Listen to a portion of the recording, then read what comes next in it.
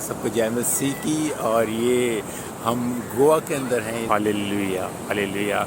परमेश्वर ने अपने वचन के अंदर बताया था कि वो कहता है समुद्र के लिए, समुद्र को कहता है कि तेरी एक हद ठहराई गई है, उस हद से आगे तुझे नहीं जाना है। और हम देखते हैं परमेश्वर यहाँ पे दिखा रहा है कि कितनी तेज़ी से लहरें आ रही हैं, कितनी तेज़ी से लहरें आ रही हैं। और ये लहरें ऐसा लगता है जैसे कि बिल्कुल इतनी तेज़ी से आ रही हैं कि एक के बाद एक, और वो सीधा हमारे ऊपर आ जाएंगी।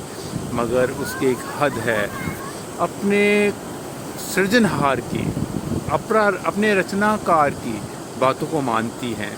और देखिए वो लहरें अपनी सीमा तक ही रहती हैं, उससे आगे नहीं आ रही हैं। कि परमेश्वर की बनाई हुई सृष्टि के अंदर उसमें जितनी भी चीज़ें हैं वे सब परमेश्वर की आज्ञा का पालन करती हैं, आज्ञा को मानती हैं।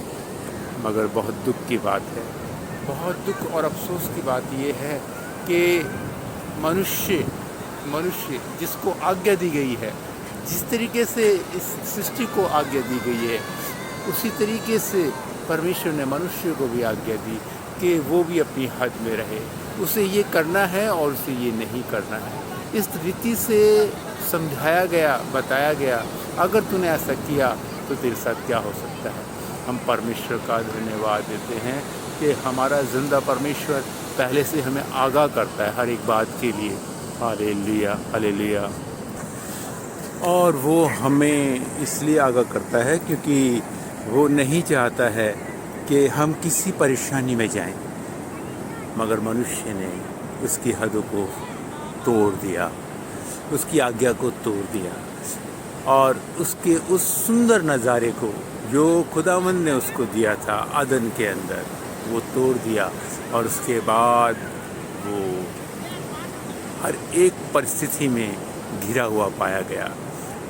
पहले जो सोचता था उसके लिए वो सब हो जाता था, मगर आज जो सोचता है वो होना बड़ा नामुमकिन होता है, क्योंकि वो एक श्राप के रूप में उसकी ज़िंदगी में आ गया। हम परमेश्वर का धन्यवाद देते हैं कि परमेश्वर अपने पुत्र यीशु के द्वारा हमारे जीवन में अपनी करुणा को देता है, अपनी दया को देता है, और हमारे जीवन में उन गुनाहों और पापों से हमें आज़ाद कराता है और अपनी सृष्टि के आनंद को लेने के लिए फिर से तैयार करता है। हालेलुया। तो हमें परमेश्वर की आज्ञा का पालन करना है। मेरे प्रियो, प्रभु यीशु मसीह में आप सबको जय मसीह की।